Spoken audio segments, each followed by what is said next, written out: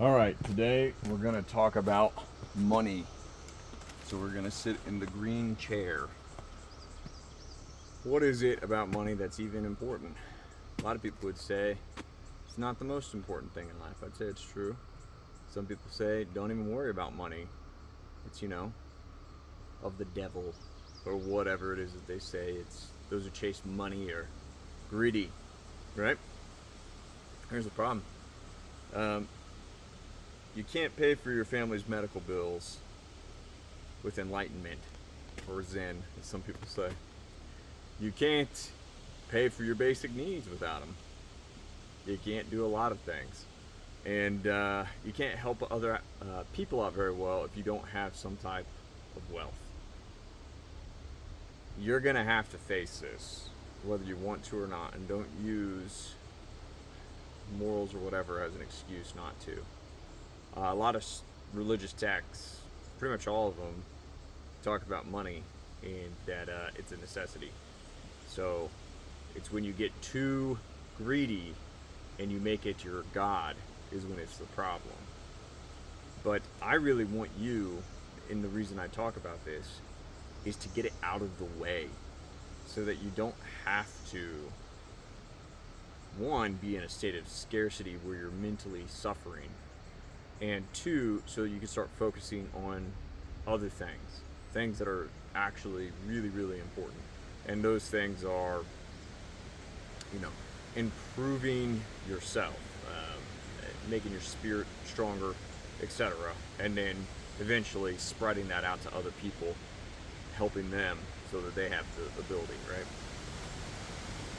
Now, the thing with money is, especially in, our current situation, it is deeply misunderstood. And I'm not any financial expert. I haven't ever received any degrees in finance, economics, etc. I don't have any certifications, so you shouldn't listen to me in any advice. Anything I talk about money, this is just what I do and how I look at it. So take that for what you will. But the very first thing when it comes to money is understanding what it is. And when you start with that, it completely changes how you approach it. And there's really only one way to sum up what money is in just one or two sentences, and that is, it is fake.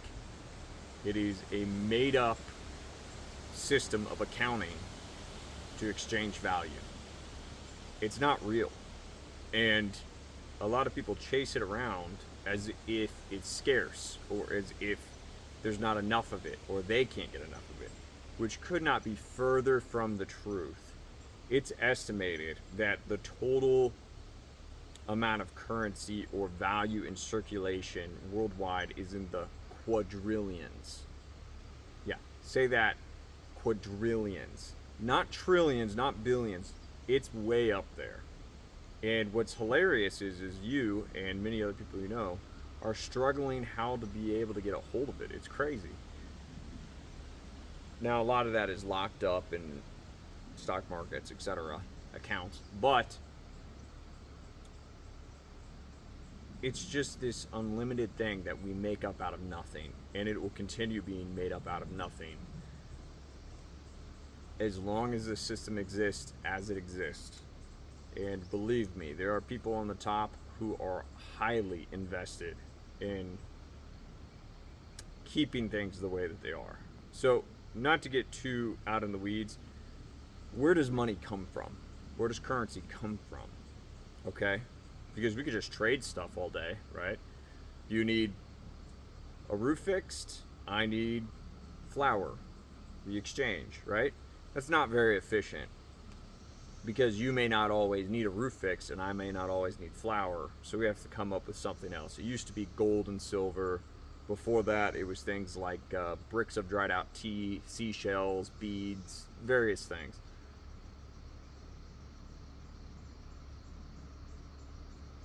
Right now, this money thing, right? Where does it come from? Okay? It comes from banks. That's the real answer. Most people think it comes from the government, that it comes from a printing press. only about 10% of all of the currency in circulation is either in a physical form of paper or coinage. Most of our currency in our system is just digits on a screen. It is as not real as not real can be. It's hilarious, and everyone gets so worked up about it. You have to realize you're in this accounting system that is overseen by bankers. They are essentially controlling who gets to have what and who does not get to have what, right? And they have a system that filters out certain people from having more of this money. And it all comes from the whole premise of debt repayment. In essence, all of our currency right now is considered credit. It is not a fixed commodity, it is not pegged to anything. It is currency, or credit as it is simply debt lent out with the promise to repay from other debt. It's insane. The more you think about this stuff, the more convoluted it is. So, you would think it comes from the government. It does not come from the government. The government does not issue money out to anybody. The government gets its money from bonds, which are debt. They ask for money to be, lent to them. That's where the majority of the government's money comes from. The U.S.'s government. And the same with other governments around the world too. But in the U.S., it's something like they spend about $8 trillion a year. $3 trillion of that, at most, comes from taxes. $5 trillion of it continually comes from debt. Where does that come from? They loan it from nothing. I'm really, getting hung up on this, but the basics of it is a bank, right? Let's say for a mortgage on a house, wants to lend out money, right, for the mortgage. You walk into their office and say, I would like, median home price right now is $340,000, so let's just say $300,000 for easy math. And they say, okay, you want $300,000 for a mortgage. We will give that to you, but you need to, over 30 years, pay us back that money with interest, with profit for us. Right now, interest rates are about 7% on a mortgage if you're, have good credit. And they look at your financial record to see how worthy you are, how likely you are to repay all that back.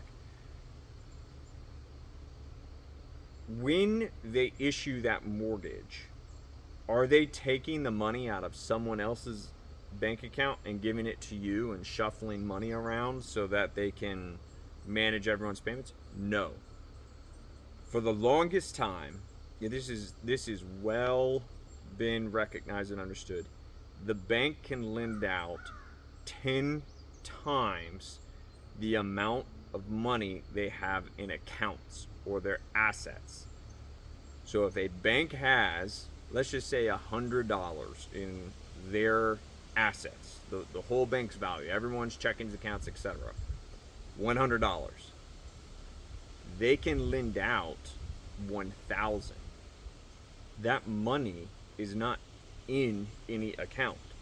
They literally just type it onto a computer and credit it to you, which is the liability. Now they say they have to have an offsetting asset, which is 1/10 that they have to, etc. And sometimes they buy bonds, which are a stable form with yield, blah, blah, blah. But the crazy part is most people who are even in economics or finance don't even know the real truth is they don't even hold any assets at all to back up what they lend out. The general rule is something like 10 times, right? Or whatever. In many cases, in many banks, it's 3,000% more, or 300 times more, or 1,000 times more. There's a lot of financial tricks they use. So why am I telling you this? Because you need to understand that money is so fake and so plentiful and everywhere. And yet you're probably sitting there thinking, well, I seem to have a really hard time getting a hold of it. That's because you're working in a system designed by banks as an employee to just be a debt repayer.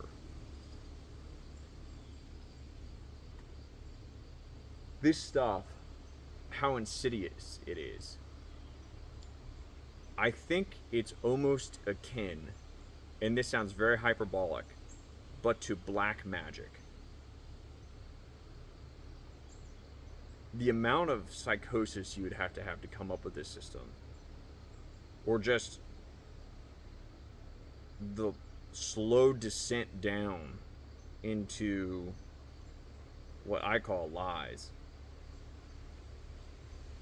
has taken a very long time, and it's insane what this stuff does to people. But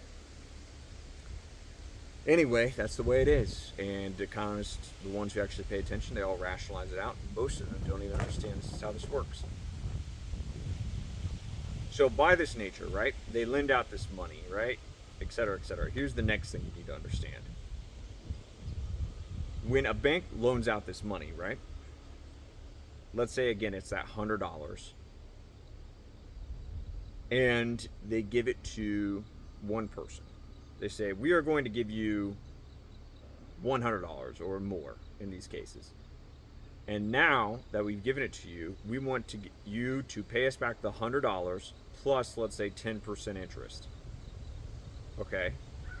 Where does that 10% interest come from? They lent out all the money that there is.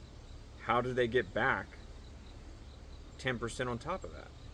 Well, the crazy part is it comes from loans from other banks that also are creating currency out of thin air. Right? And then how do they get that second bank? How do they get their 10% interest on their $100? It comes from another bank. And you start to get into this loop of continually going up in the amount of currency in circulation and everyone becoming more indebted. Because it's all debt. All of it. If the financial system were to contract and there was less money in circulation, it creates a very quick cascading collapse. It almost happened in 2008. It was very close. Okay, so you now knowing what money is, I just gave you what took me 5 to 10 years to understand, probably like 5, 6 years to understand that, with a lot of reading and talking to very high level people. I talk to people from the Federal Reserve. I talk to people who are experts. It doesn't matter. Now that you know this, that money is infinite and money is continually being created and created and created, right? That should explain to you why prices of goods and services tend to always go up. Because as there's more currency in circulation, the people who get that money first can outbid other people to buy the things which drive up the price, right? Those stimulus checks that everyone got a couple years ago, you give people a bunch of money, which was all debt, those stimulus checks, they go out and they buy a bunch of stuff. There's a surge in spending, and then companies become more profitable, but that's not real profit.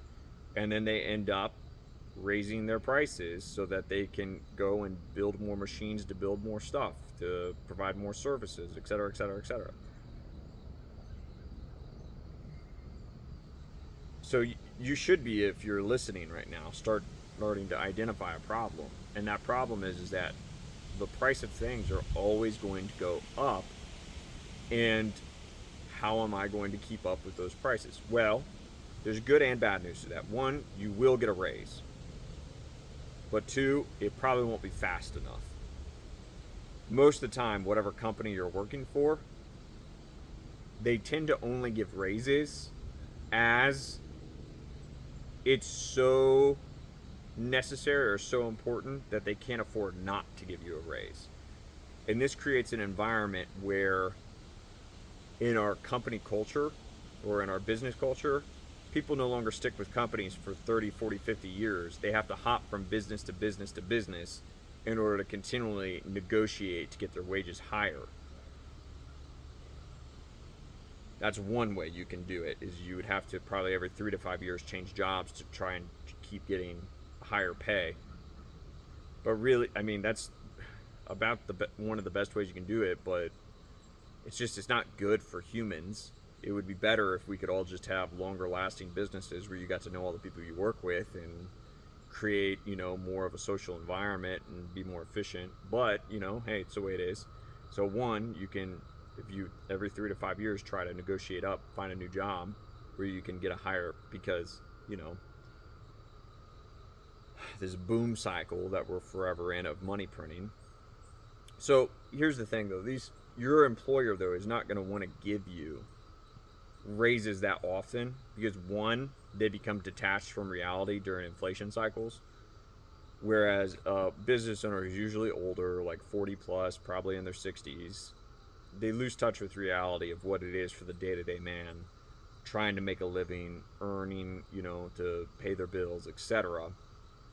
And they get stuck in these ideas of how, back in my day, a house was $50,000 and groceries for the month was $150, and gasoline was, that may be one of the things they realize because it's on signs everywhere around them. But the point I'm trying to get at is it's usually these union strikes and all this other stuff that finally get them to raise prices for very large companies. Now, there's going to be some companies, the owners will be a little more rational and reasonable. Some of them are good people and they'll realize this. But the problem is as well, bigger companies will always hesitate to raise prices because they're in a constant state of competition with other companies. And every time they have to raise their price, they already have the math all figured out. That means that they will lose X amount of market share because everyone for certain products are always just trying to get the cheapest prices because they themselves are being squeezed by inflation, which is what this is all called, inflation, if I haven't said that already. The printing of money in its essence is inflation. There's different definitions if you go back 200 years ago versus today. That's a whole nother topic. It's actually a political scam, how they redefine the word. But the point is that they're going to delay raising your paycheck as the very last thing in their company whenever prices go up for the service or products that they do, right? Because they're trying to keep the business running, which is in itself good. And the problem is when you have 15, 20 companies where the guys that are running it are doing that, they're not all communicating with each other and they're not catching on, and they're trying to knock each other out of competition. And eventually they just start losing workers. People try to find another thing to do until it becomes so hard for them to keep their workers or find new ones. They have to keep raising prices, and then they'll complain about it the whole way about how good help is hard to find, which sometimes I do that. But anyway, there is a totally different route you can take in this current environment as our system lasts. Because just 50, 100 years ago, being an employee, and if you got a steady job under our different financial system we used to have, was actually a very good thing. And it was very helpful to building wealth. I think everyone knows about, everyone says that the best financial periods were early 1900s, 1950s for America, or whatever, the golden age, as they say, or something like that. The real answer, and has always been the real answer, is being an entrepreneur. This is, without a doubt, the right answer to overcome this system that is very much stacked against you in your favor. Because as an employee, you have a fixed amount of money that you charge, and you can only really negotiate once every year or 2 years or something like that. You can't do it every day to raise your paycheck. And the faster inflation goes up, the harder that gets on you. As an entrepreneur, you can negotiate your prices every single day, every single transaction, constantly, and you can keep in flux with the amount of money that's being printed or whatever. This is key because you, as an entrepreneur, will price things correctly generally. You basically, what you have to do is you have to add up all of your expenses for the year personally, and then you have to add up all the expenses of the year for your whatever small business you're starting out on. You get that grand total. Usually in a year, there's like 2,000 working hours in a year, right? So you divide up whatever, the amount of money that you need, right? Let's just say it's, I don't know, 100,000 or something like that, dollars a year. Divide that by 2,000. That's your price that you charge per hour if you're doing a service thing. Or you figure out how many units of whatever it is that you need to sell to get to that $100,000 a year for your personal income, subtracting out business expenses and other taxes and whatever. It's not that hard. It really isn't that hard. But the school system's failing you in that they teach you to be educated, not taught. They're training you to memorize facts and processes without understanding why they are that they are. And to ask questions that are outside the curriculum is usually frowned upon and or slightly punished, and half the time the teacher doesn't even know. That's not how education used to be, by the way. But anyway, if you can be this entrepreneur who gets to raise their prices on a day-to-day, etc., then you're going to be someone who can keep with the ebb and flow of prices going up and down. And here's the thing. You might say, well, if I just do that, someone will undercut me on price. They all have to live with the same scenarios that you do.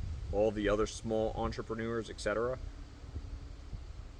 they're going to be in the same dilemma as you, having to pay the things that they have to pay to afford just basic living standards. And that's, mortgage or rent, car payment or owning your car or whatever, utilities, groceries, health insurance. You need to have, if you're going to be some type of entrepreneur, some form of savings and or investments. You are responsible for that. You have to do it. Personally, for me, I think there's better ways than just a 401k or a Roth IRA, any of that stuff. Much, much better. But you have to, that's a part of your expenses. Don't let anyone ever guilt you if you start to price out jobs, and when you come up with your numbers, include that as something. Because one day you're going to get old, or you're going to have an emergency, and you are going to need that investment money. It is prudent, and that is something all spiritual teachings say that you need to do with money. It's a requirement. So once you have this all added up, and everyone else that's your competition, they have to charge those same prices too in order to live. I mean, they can't get around that either. And on top of that, you may do better than them in that thing, and you can probably even charge more than they charge because you're a higher performer at it. Next this is the kind of problem with this inflationary scenario when it comes to pricing out being an entrepreneur, and it's the old guys yet again. They have first mover advantage because when they started their companies forever ago, they got all of their equipment and their vehicles or machines or buildings for a much cheaper price, and usually that stuff is either paid off or it is low payments or something like that. So they have an extra berth of margin that they can actually be able to keep their pricing lower. But the problem is they do that, they'll keep the market prices a little lower, right? They will die off soon, unfortunately, or fortunately, however you want to look at it, because most of it is boomers who own these companies, and their demographic is about to go deep into retirement. They're not going to be around, and once they go and they're gone, prices on everything are going to skyrocket because those large companies, they're going to get bought out by Wall Street merger and acquisition things. They might give it to their son, their company or something like that, or their daughter, and then they'll take it over, and there'll be a repricing, etc. That's one thing. And then the other reason those old guys have to reprice is because of gentlemen like myself who said, I don't like working for you anymore because you're not giving me a very good wage, and I know how to do all of this, and I'm going to leave, and I'm just going to go do it on my own. And then they have to go find a new person to start from scratch in highly technical things. And that is no easy task, because you can try to just hire someone off the street who has high levels of experience. Very, very difficult to do without offering them a lot of money, because they can go out and do it on their own a lot of times if they have their wits about them. So they will have to succumb to it, but that's another thing. So slowing down here for a second, I gave you the overall picture of what money is, what kind of to do with it. The entrepreneur thing is really, in this current situation, the way to go. And the good news is we're like at the lowest level of entrepreneurs, more or less, in the West or in American history than we've ever been. Do not worry that the market will get oversaturated. At the beginning of the United States, like 90% of all people were entrepreneurs. They farmed their own land, made their own stuff, had their own small businesses, etc., etc. Next to no one was employed. We're like under 40% or something like that now. And a lot of them are getting burnt out, and they quit being an entrepreneur, going back to work, blah, blah, blah, blah. There's plenty of opportunity in this space. And who wouldn't like for there not to be as many franchises and corporations, etc., but more businesses with character and people you can actually talk to and know the owner? It would be fantastic if we decentralized the economy in America, in my opinion. And it really should be in your interest to be a part of that. It would be better for us collectively. It would be nice. But okay, so you understand how money works. You understand some of my strategies that I'm using to navigate all this stuff. What the money is, how to generate it as an entrepreneur. There's two other things we need to cover. One is we need to cover. Hold on. I don't have enough battery on my phone. One sec. Oh man. You know what, guys? I'm gonna leave it right here. I'm almost dead, and if we want to continue this on, let me know. This has already ran kind of long. I could talk about this for a long time. But hey, thanks. Have a good one.